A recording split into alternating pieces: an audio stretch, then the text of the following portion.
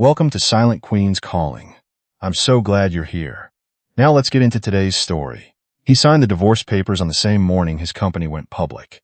He signed them in the lobby of his attorney's office with a fountain pen that cost more than Eleanor's first car, while his girlfriend waited outside in a black SUV with the engine running. He smiled at the notary. He was in a good mood. He believed he was walking out of a dead marriage and into the best chapter of his life. What he did not know, what no one in that lobby knew except Eleanor's attorney and Eleanor herself, was that the company he was celebrating did not belong to him the way he thought it did. That the intellectual property at its core, the proprietary system that had made investors write checks with 7 zeros, had been developed in a home office on a second-hand desk by a woman he had spent 6 years treating like an assistant. That the agreements he had signed early in their marriage, the ones he had never bothered to read because Eleanor handled the paperwork, had protected her contribution with a precision he was about to discover was catastrophic. Fletcher Oakes believed he was leaving his wife at the bottom. He believed the divorce was the last chapter of her story. He believed that within a year he would be photographed at industry galas and profiled in business magazines, and that Eleanor would be a footnote, the quiet wife, the woman nobody remembered. He was wrong about everything. This was not Eleanor's ending. This was the last day he spent not understanding what she had built. Chapter 1. The Quiet Architect. Her name was Eleanor Oakes, née Birch, to the people in their social world, the investors, the tech circles, the dinner parties in their San Francisco neighborhood. She was simply Eleanor, Fletcher's wife, the one who worked from home on something vague and academic, who brought thoughtful hostess gifts to parties and never dominated conversations, who had the kind of steady, undemanding presence that made rooms feel more organized, without anyone being able to say exactly how. What none of them knew was that Eleanor Birch had spent 4 years at MIT developing a framework for adaptive systems architecture that her doctoral advisor had described, in a letter she still kept in a fireproof box, as the most elegant solution to a class of problems that has stumped this field for a decade. She had not published that dissertation under her married name. She had published it under Birch, and the publication had circulated in narrow, specialized circles. The kind of circles where Fletcher Oakes did not travel, because Fletcher Oakes had a finance degree and a gift for selling things he understood only well enough to describe convincingly. They had met at a fundraiser when Eleanor was 29.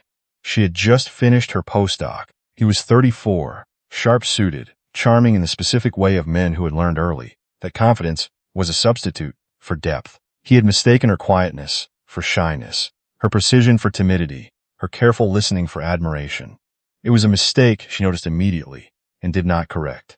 She had been watching men make that mistake her entire adult life. She was tired of correcting it. She wanted to know how long it would take him to see her on his own. It took him 3 years of marriage, and what he saw by that point was not her. It was what she could build for him. Chapter 2. The Partnership That Wasn't. It began with a conversation in their kitchen on a Sunday in March, 4 years into their marriage. Fletcher had just left a venture capital meeting feeling frustrated. The firm had passed on his pitch, a logistics optimization product he had sketched out on a whiteboard over 2 weekends. The technology wasn't there, they'd said. The underlying architecture couldn't support what he was describing. Eleanor had been listening from the doorway. She was holding a cup of tea. She said, quietly, that she thought she knew how to solve the architecture problem. Fletcher looked at her the way he always looked at her when she said something technical, politely interested, slightly unconvinced. He asked her to explain it. She explained it in 20 minutes. By minute 12, he had stopped looking politely interested and started looking at her the way he looked at things he wanted to own. They formed a company 3 months later. The agreement was structured by an attorney Eleanor chose and paid for with her own inheritance, a modest sum her mother had left her that Fletcher had never asked about and therefore never thought to track. The agreement named them co-founders. It defined Eleanor's contribution, the core IP, the system architecture, the underlying framework that made the product function.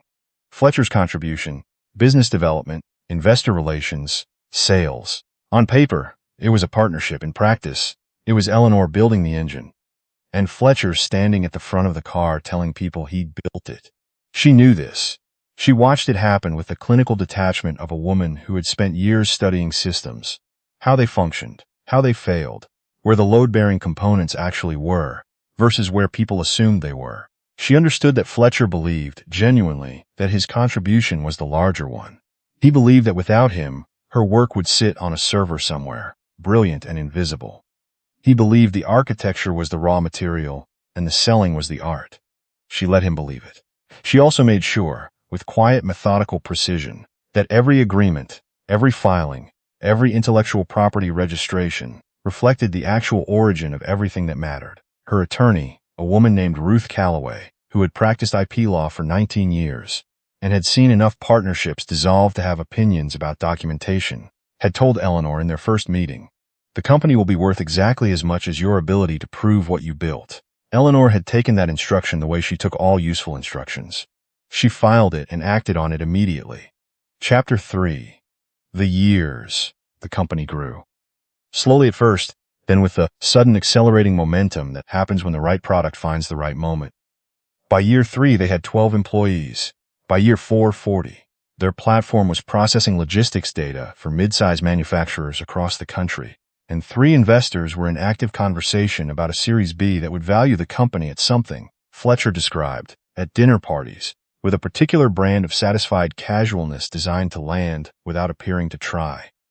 During those years, Eleanor worked. She worked in the home office on the second-hand desk she had never replaced because she didn't care about the desk. She cared about what happened on it. She managed the technical team, the product roadmap, the architecture decisions that determined whether the platform scaled or fractured under pressure. She attended investor meetings when asked and said precisely what needed to be said and said nothing else. She reviewed every contract that crossed her desk with an attention to detail that Fletcher found excessive and that Ruth Calloway found professionally satisfying. She also watched her marriage contract the way a building contracts in cold weather. Not dramatically, not with visible cracks, just a slow structural tightening that changed the dimensions of the space they shared without anyone acknowledging that the space was changing. Fletcher traveled. The company required it. There were clients in Chicago and Dallas and Atlanta, and Fletcher was genuinely good at the rooms those trips required.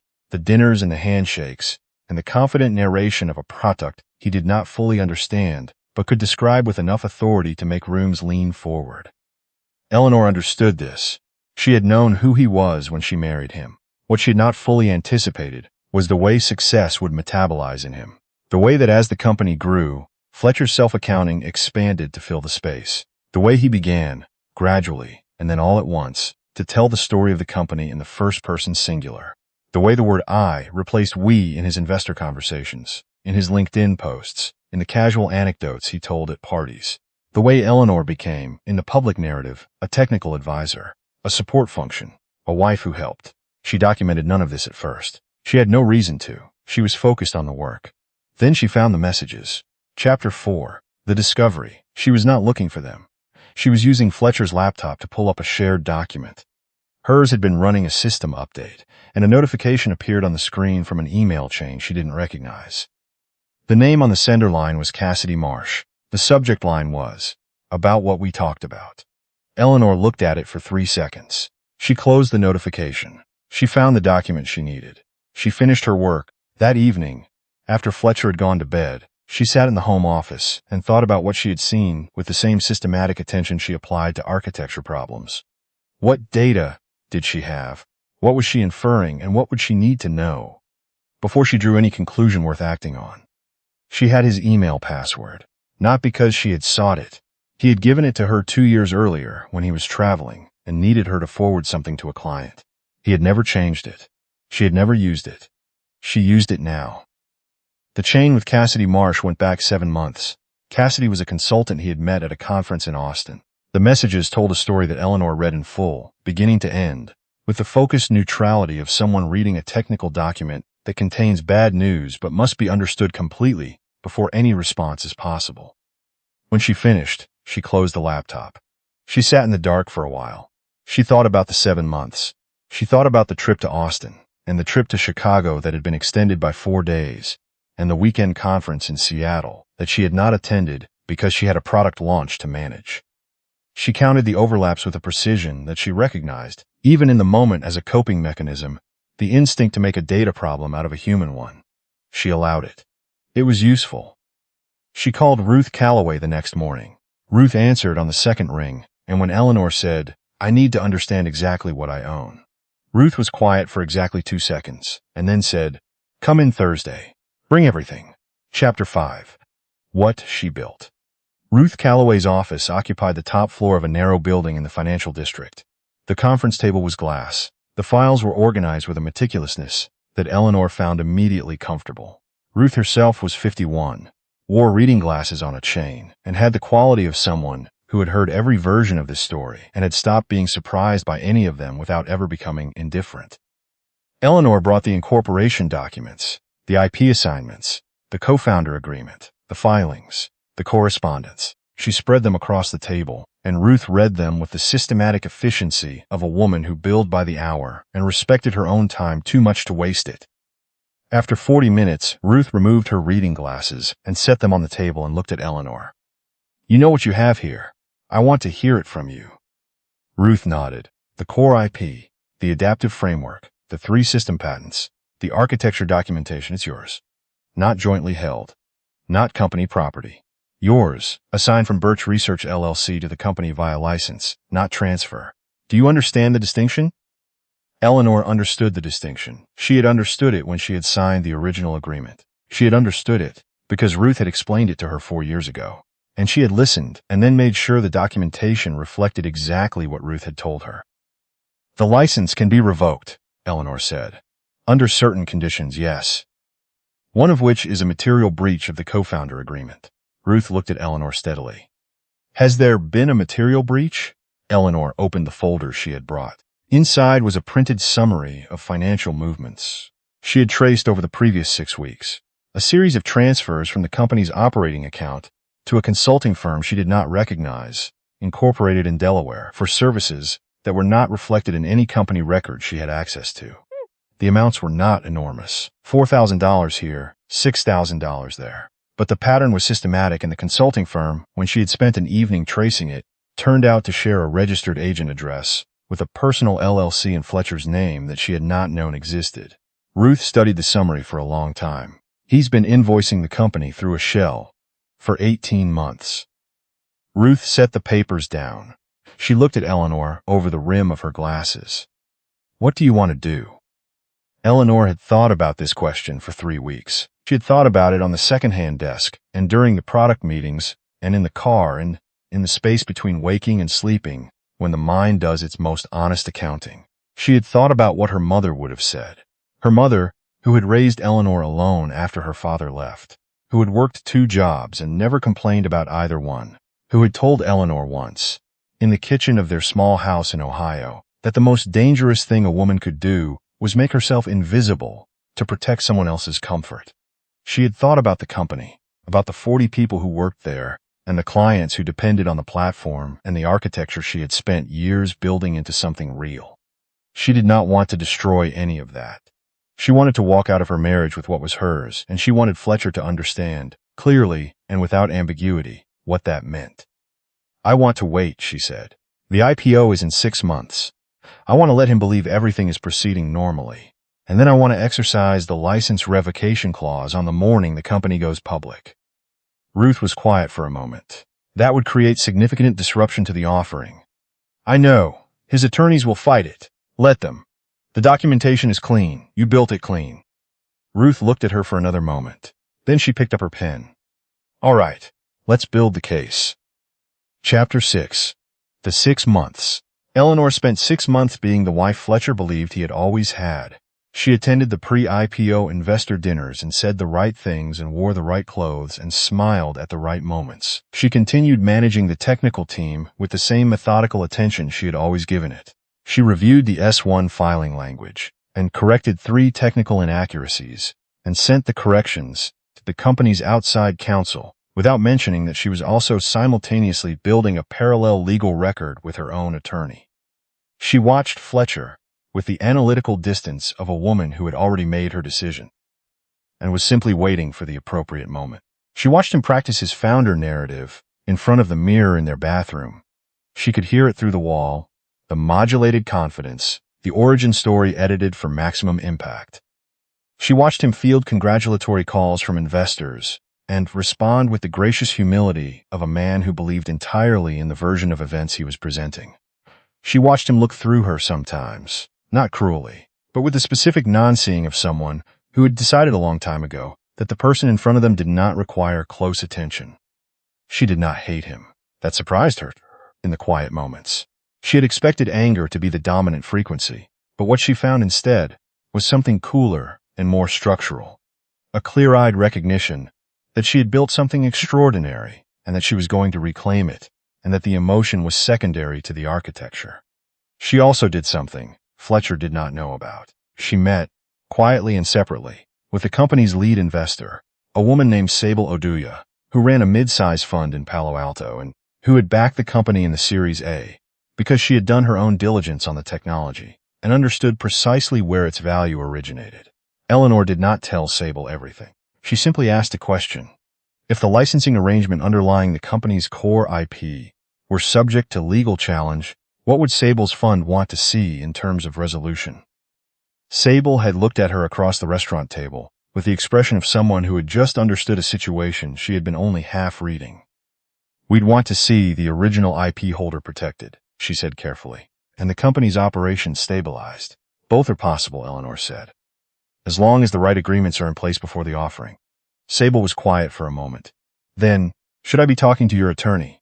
In about 5 months, Eleanor said. Yes. Chapter 7. The morning. The IPO was scheduled for a Thursday in October. The bell ringing was at 9:30 a.m. Eastern.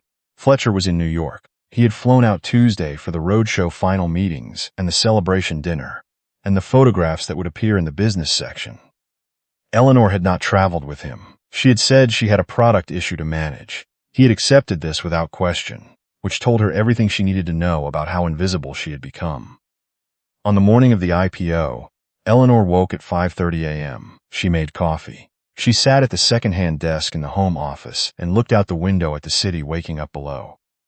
She touched the small ceramic bowl on her desk's corner. Her mother had made it in a community pottery class the year Eleanor left for MIT, had given it to her at the airport, had said only, "Something from home, so you remember where the foundation is."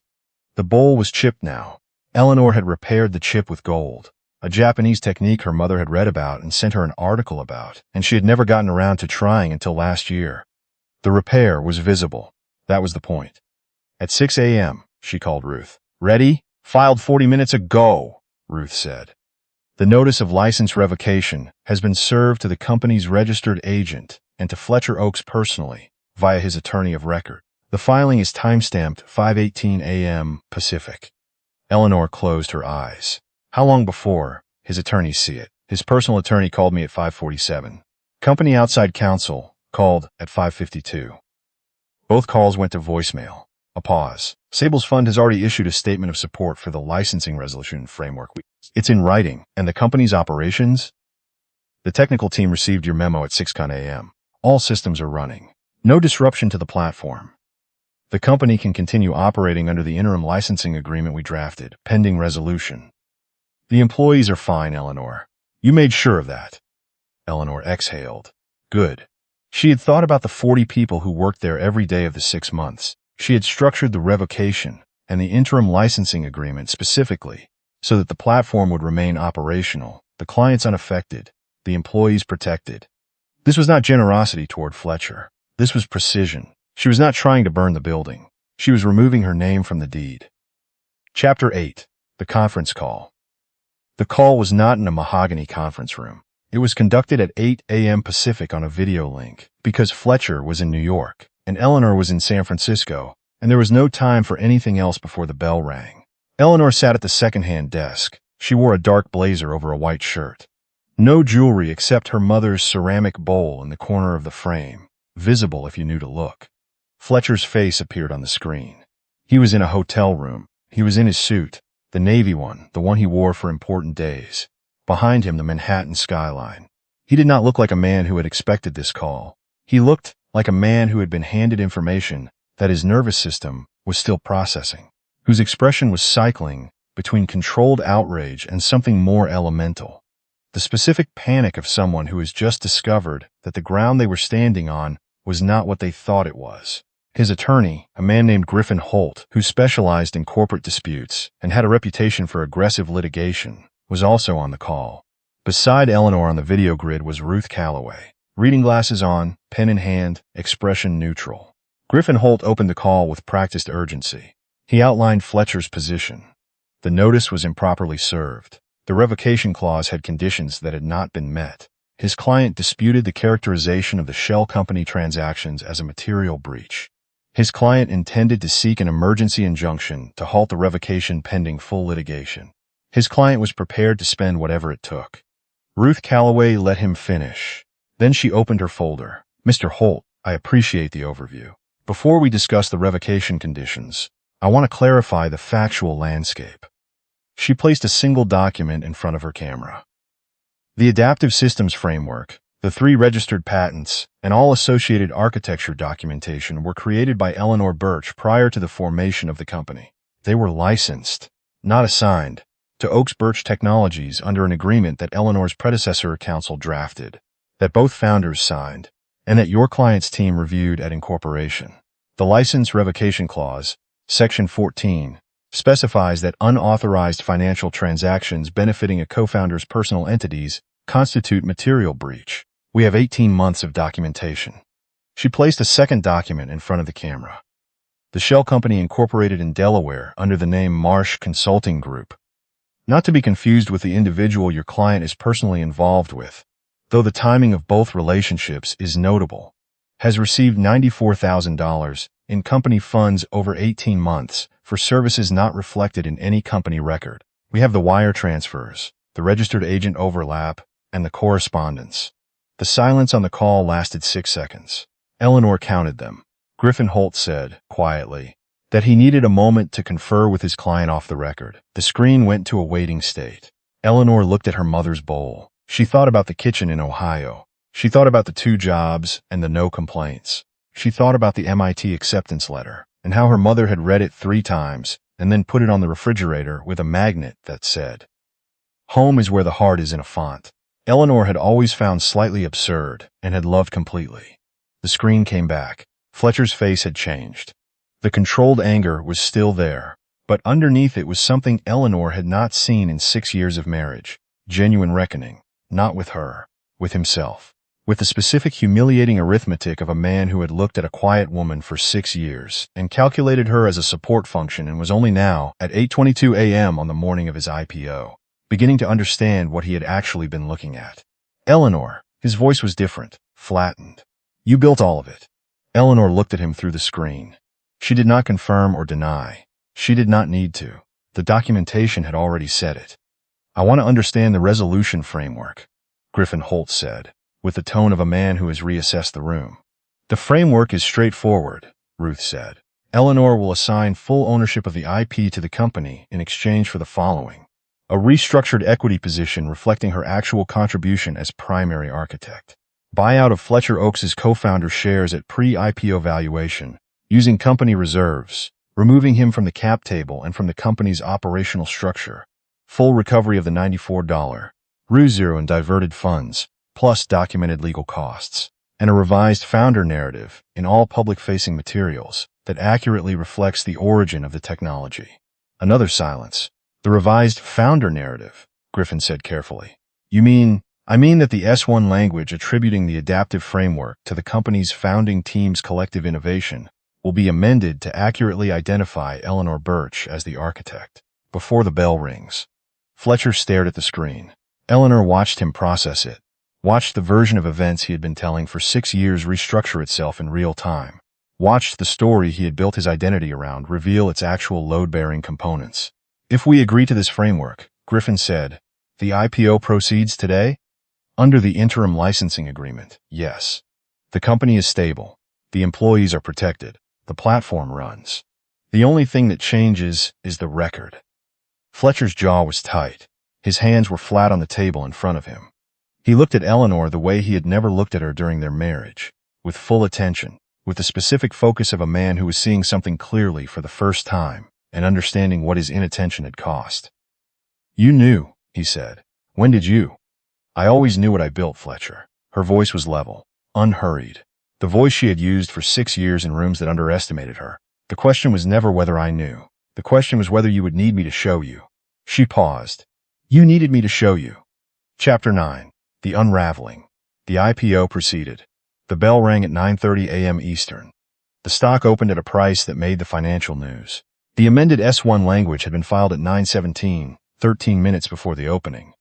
And the revision was noted in the coverage as a clarification of founding contributions that several tech journalists, upon closer reading, found significantly more interesting than the company's investor relations team had hoped. The headline that ran in one publication was, "The architect behind Oaks Birch was always Eleanor Birch. Fletcher's buyout from the cap table was completed within 90 days as specified. He left the company with a settlement that was substantial by most measures. And that represented, by Eleanor's calculation, exactly what he had contributed. The sales relationships, the investor connections, the rooms he had been good at. Not the architecture, not the patents, not the thing that made the product worth anything in the first place. He moved out of the house on a Friday. Eleanor was not there. She had a product review. When she came home, the rooms looked the same and felt different in the specific way that rooms feel after a long-held weight has been removed. Lighter, and also more themselves. She walked through each one. She made coffee. She sat at the second-hand desk. Cassidy Marsh. She heard through the social channels. She monitored the way. She monitored anything that produced data. Left for a position in Austin 6 weeks after the IPO. The relationship, apparently, had been recalibrated by the same arithmetic that had restructured everything else. Fletcher spent the following months renegotiating his identity. He gave an interview to a tech podcast in which he described himself as a serial entrepreneur and referenced Oaks Birch as a company he had helped scale. The host, who had read the amended S1, asked a follow-up question about the IP structure. Fletcher said the technical architecture had been a collaborative process. The host moved on. The internet did not. Eleanor did not listen to the podcast. She had better things to listen to. Chapter 10. What she built next. 8 months after the divorce was finalized, Eleanor Birch, she had returned, quietly, to her mother's name. Announced the launch of Birch Systems, an independent architecture firm developing next-generation adaptive frameworks for distributed logistics networks. The seed funding was personal. The team was 6 people, 3 of whom had quietly followed her from Oaks Birch because they had known, in the way that technical people always know, where the real work had been done. The company was not covered in the business press initially. Eleanor preferred it that way. She liked building in the quiet. She always had. What was covered? By the technology press, and then by 3 general interest outlets that had been following the amended S1 story, was a keynote she gave at a systems architecture conference in Seattle in the spring. The conference was not glamorous. It was the kind of gathering where people presented papers and debated specifications and took the unglamorous, necessary work of building things seriously. Eleanor was comfortable there. She'd been coming to conferences like this since she was 26. She spoke for 22 minutes.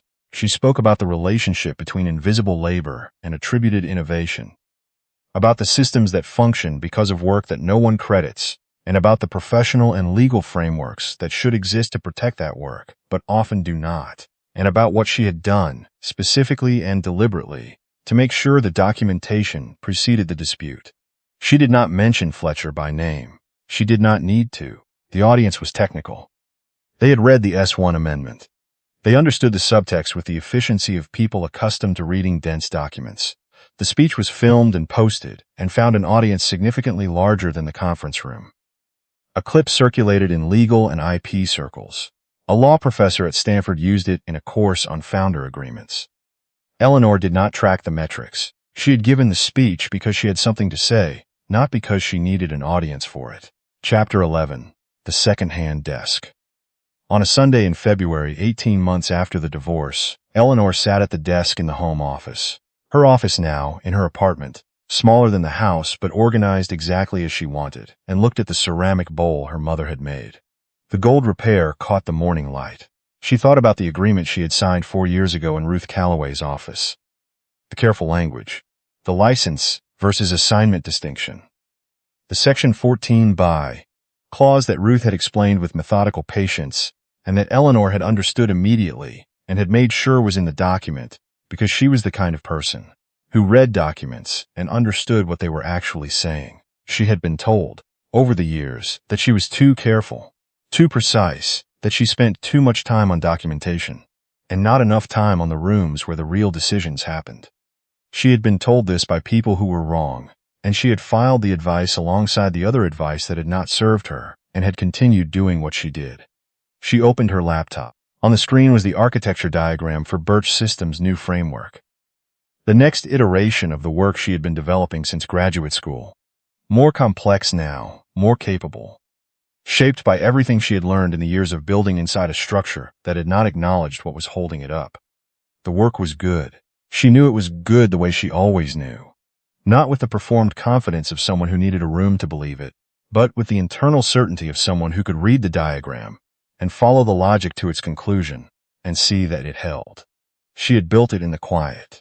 She would continue building in the quiet. The quiet had never been emptiness. The quiet was where she did her best work. She thought about her mother's instruction, not a dramatic pronouncement. Just something said in a kitchen in Ohio between loading the dishwasher and starting dinner. Don't let anyone audit your contribution for you. You know what you did. Make sure the paper knows it too. She had made sure. The morning light moved across the desk. The bowl glowed at its repaired edge. Eleanor closed the architecture diagram and opened a new file and began to work. And the work was clean and precise and entirely hers. And no one would ever need to be shown that again.